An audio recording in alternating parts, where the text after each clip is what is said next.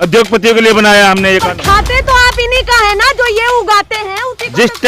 जिस टाइम वोटों की राजनीतिक जरूरत पड़ेगी उस टाइम हम जाके जातिवाद का जहर घोल देंगे लोग किसानों के बीच में।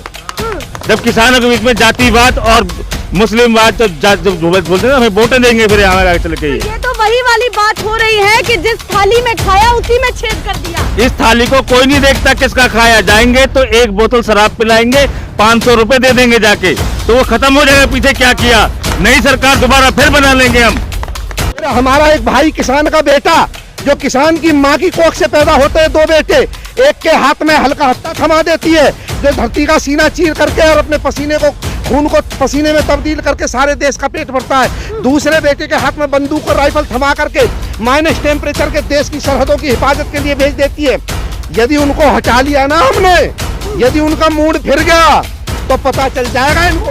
अब ये पहले तस्वीरें दिखाना चाहूंगी विस्तार से, और ये महत्वपूर्ण तस्वीरें हैं, एक महत्वपूर्ण तस्वीरें। ये गरीब लाचार किसान जो 70 साल से ऐसे ही बेड़ियों में जकड़ा हुआ है, और ये जो कृषि कानून आए हैं, काले कानून, ये काले कानून इसको और ज्यादा मजबूत बेड़ियों में जकड़ करके इसको लाचार बना रहे हैं, बेबस बना रहे हैं। मेरा करोड़ महत्वपूर्ण सवाल, शायद आप भी भड़क जाएं।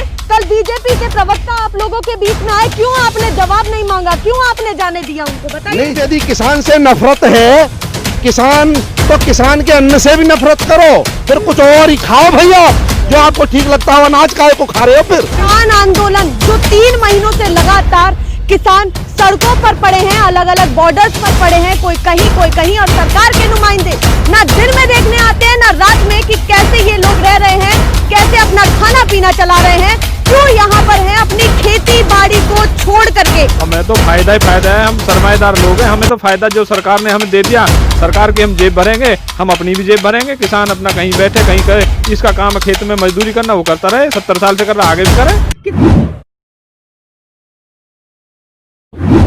नमस्कार, एक बार फिर से आप सभी का स्वागत है और मैं आपके साथ मीरा राजपूत। आज आपको एक ऐसी तस्वीर दिखाने वाले हैं जो 3 महीनों का संघर्ष है, किसान आंदोलन जो 3 महीनों से लगातार किसान सड़कों पर पड़े हैं, अलग अलग बॉर्डर्स पर पड़े हैं, कोई कहीं, और सरकार के नुमाइंदे ना दिन में देखने आते हैं ना रात में कि कैसे ये लोग रह रहे हैं, कैसे अपना खाना पीना चला रहे हैं, क्यों यहाँ पर हैं अपनी खेती बाड़ी को छोड़ करके। अब ये पहले तस्वीरें दिखाना चाहूंगी विस्तार से, और ये महत्वपूर्ण तस्वीरें हैं, एक महत्वपूर्ण तस्वीरें। देखिए, सबसे पहले कृषि बिल, और यहाँ पर इनके हाथों में एक डंडा जो सीधे सीधे इधर किसानों को भी दिखा रहा है। ये एक तस्वीरों को हम एक्सप्लेन करने के लिए अपने किसानों के प्रवक्ता को देंगे, क्योंकि बड़े बड़े डिबेट्स जो प्रोग्राम होते हैं उसमें कहीं ना कहीं विपक्षी पार्टियों के प्रवक्ता बहुत बढ़ चढ़ कर बोलते हैं, पर यहाँ मौका आम जनता को दिया जाएगा और उन्हीं से ही बात की जाएगी। मैं देश की जनता को बताना चाहता हूँ कि आज जो हम संदेश देने की दलित प्रेरणा स्थल से भारतीय किसान यूनियन लोक शक्ति जो है, हमने ये प्रयास किया है कि ये केंद्र सरकार है। यहाँ आप देखेंगे इनकी ड्रेस जो है वो कोट पैंट टाई चमचमाती चकाचक और बढ़िया, चेहरे मोटे मोटे पेट वाले हैं ये सब। ये केंद्र सरकार है, ये कृषि बिल हैं, और ये तीनों कृषि बिल नीचे रखे हुए हैं। ये काले कानून हैं, काली ड्रेस है इनकी, और इनके हाथ में एक मोटा मोटा लठ है जो आने वाले बहुत जल्दी ही आने वाले समय में देश के किसान की कमर पे पड़ने वाला है। मैं किसान हूँ, किसानों का समर्थक हूँ। ये गरीब लाचार किसान जो 70 साल से ऐसे ही बेड़ियों में जकड़ा हुआ है, और ये जो कृषि कानून आए हैं, काले कानून, ये काले कानून इसको और ज़्यादा मजबूत बेड़ियों में जकड़ करके इसको लाचार बना रहे हैं, बेबस बना रहे हैं। ये मेरा लाचार बेबस मजबूर किसान है, और उधर जो मेरे जो किसान हैं वो किसान इसके समर्थक हैं, और सरकार से इल्तिजा कर रहे हैं कि ये काले कानून वापस लो, हमको एमएसपी दो, एमएसपी को गारंटीड कानून बनाओ। ये हम देने की कोशिश कर रहे हैं, लेकिन सरकार के जो चेहरे हैं उन पर कोई फर्क नहीं है, और सरकार ये मन बना चुकी है कि जो देश का किसान दिल्ली की सीमाओं पर बैठा हुआ है उसके ऊपर एक तरह से सर्जिकल स्ट्राइक करने की तैयारी है। उसे बदनाम करो, उसे तोड़ो, उसके खिलाफ षड्यंत्र रचो, और उन्हें बदनाम कर करके अपने आरएसएस के और बीजेपी बीजेपी के कार्यकर्ता भेजे जा रहे हैं। अभी गाजीपुर बॉर्डर पे अंदर पाया गया था एक बीजेपी का कार्यकर्ता, और उसने जाकर के नारे लगाने शुरू कर दिए, पाकिस्तान जिंदाबाद, पाकिस्तान जिंदाबाद, ताकि किसानों को बदनाम किया जा सके। वो किसान बन के गया, वो किसान बन के गया, और लेकिन किसानों ने उसको पकड़ करके और उसको ठीक ठाक प्रसाद भी दिया, और प्रसाद देकर के पुलिस को सौंप दिया। ऐसे ही पोस्टर सरकार ने वहां लगवा दिए सिंगू बॉर्डर पे, शर्जिल इमाम और खालिद उमर के पक्ष में, इस तरह इन्हें रिहा करो। किसानों का इन चीजों से कोई लेना देना नहीं है। किसान विशुद्ध रूप से अराजनीतिक आंदोलन करने के लिए अपनी मांग और अपना हक, और मैं तो ये कह रहा हूं, आज अभी मोदी जी खड़े होकर के मत बुलाओ वार्ता, मत किसी से बात करो, केवल खड़े होकर के माइक पे कह दो कि भैया मैं जो है ये जो काले कानून है इसमें एमएसपी को गारंटेड कर दूंगा, ये मैं विश्वास दिलाता हूं। हम ये भी नहीं कहेंगे कि आज ही करो, जब सत्र आए संसद का तब कर देना। हम अपने प्रधानमंत्री की बात पर भरोसा कर लेंगे और बिना कोई वार्ता करे हुए सारे किसान देश को अपने घर को वापस चला जाएगा। लेकिन सरकार ने ठान लिया है किसानों को देना तो कुछ है नहीं, क्योंकि ये जो काले कानून आए हैं, जो किसान का नाम लेकर के बनाए गए हैं, ये किसानों के लिए है ही नहीं, ये बड़े बड़े मोटे पेट वाले उद्योगपतियों के लिए लाए गए हैं। ज्ञानी आ रहे हैं जो बता रहे हैं कि ना तो ये किसान है और ना कोई और है, ना कोई मजबूर है, ये तो या तो विपक्षी है, खालिस्तानी है, शर्जिल इमाम है। नए नए शब्द जब आपको ऐसे सुनने को मिलते हैं तो क्या मन में चलता है? आने वाले समय में जवाब मिलेगा, आने वाले समय में जवाब दिया जाएगा, और करारा जवाब दिया जाएगा। जिस समय ये आकर के हमारे दरवाजे पर माथा टेकते हैं वोट मांगने के लिए, तब हम खालिस्तानी नहीं होते, तब हम आतंकवादी नहीं होते। हमारा एक भाई किसान का बेटा, जो किसान की मां की कोख से पैदा होते हैं, दो बेटे, एक के हाथ में हल्का हत्था थमा देती है जो धरती का सीना चीर करके और अपने पसीने को, खून को पसीने में तब्दील करके सारे देश का पेट भरता है। दूसरे बेटे के हाथ में बंदूक और राइफल थमा करके माइनस टेम्परेचर के देश की सरहदों की हिफाजत के लिए भेज देती है। यदि उनको हटा लिया ना हमने, यदि उनका मूड फिर गया तो पता चल जाएगा इनको। तो फिर चुका है। अभी वहां से गाजीपुर बॉर्डर से आए हैं, वहां पर सभी फौजी बैठे हैं और एक ही बात कह रहे हैं कि हम बॉर्डर पर संभालते हैं, किसान यहाँ अन्नदाता देश को संभाल रहा है, और दोनों ही परेशान हैं। दोनों परेशान हैं और बदनाम करने की कोशिश की जा रही है।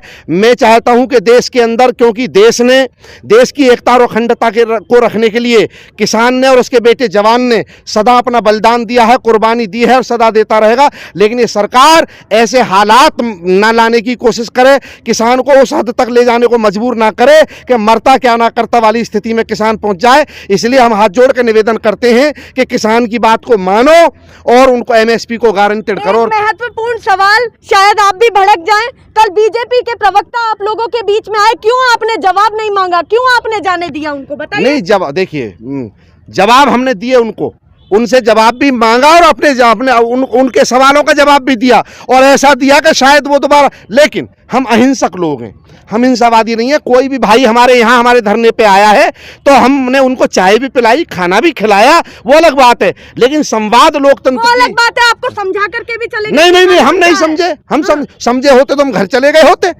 हम नहीं समझे, वो चले गए समझ के हमसे। अब यदि वो नहीं समझे, यदि समझ गए हैं तभी तो नहीं आएंगे दोबारा, और नहीं तो आ जाते दोबारा भी समझाने के लिए। हम नहीं, हम तो जब ही समझेंगे जब मोदी जी कह देंगे कि एमएसपी को गारंटेड बनाया जाएगा, और हमें कुछ नहीं समझना। मोदी जी ऐसे ही मौन रहे तो फिर क्या करेंगे? तो वो मौन रहो, हमारी आवाज निकलती रहेगी, एक की तो निकलेगी। अब तक मोदी जी बोलते थे, हम मौन थे, अब वो मौन है तो हम बोलेंगे, हम बोलेंगे। और आने वाला समय है ना, ज्यादा लंबा टाइम नहीं, उत्तर प्रदेश में तो चुनाव आने वाला है, आना तो हमारे ही दरवाजे पे है। मैं तेरे दर पे आया हूँ, कुछ करके जाऊंगा।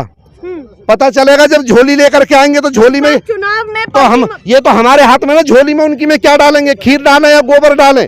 जब यदि किसान से नफरत है, किसान तो किसान के अन्न से भी नफरत करो, फिर कुछ और ही खाओ भाई, आप जो आपको ठीक लगता हो, अनाज काहे को खा रहे हो, फिर तो जवाब दिया जाएगा फिर उनको। बिल्कुल बिल्कुल, और लोगों से भी यहाँ बातचीत कर लेते हैं। देखिए, किसान जंजीरों में जकड़ा हुआ, जो इनका कहना है कि 70 साल से जकड़ा हुआ। यहाँ कोई ये नहीं कहा जा रहा है कि अभी कानून बना तो अभी किसान परेशान है। सवाल ये है कि जिसकी भी सरकार आई उसने कितना किसानों के लिए किया। यहाँ पर किसी भी कोई भी पार्टी को यहाँ पर फायदा देने की कोई कोशिश नहीं है कि अभी बीजेपी ने ये क्या किया, कल कहे कि कांग्रेस ने ये क्या किया। अच्छा, यहाँ पर एक और सवाल है।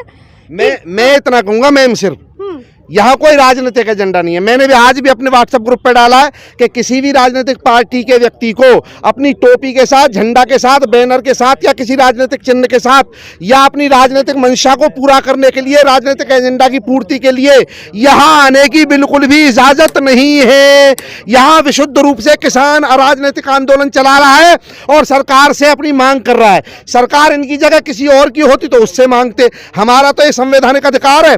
लेकिन मैं एक बात जरूर कहूंगा, कमी किसी ने नहीं करी। ऐसा नहीं है कि 6 साल में हम इस हालत में पहुंच गए। हाँ, ये कृषि काले कानून जो है ये हमको और बदतर हालत में ले जाने के लिए एक बड़ा प्रयास है। लेकिन आज युग बदला, धरा बदली, गगन बदला हुआ है, बागवां बदले, सुमन बदले, चमन बदला हुआ है। दल बदल भी हो रहे पर दिल नहीं बदले किसी के। लाश तो अब भी वही है, बस कफन बदला हुआ है। कभी ये हरा गमछा डाल के आ जाते हैं, कभी गेरुआ डाल के आ जाते हैं, कभी नीला डाल के आ जाते हैं, कभी लाल डाल के आ जाते हैं, कभी पीला काला जैसे जैसे डाल के।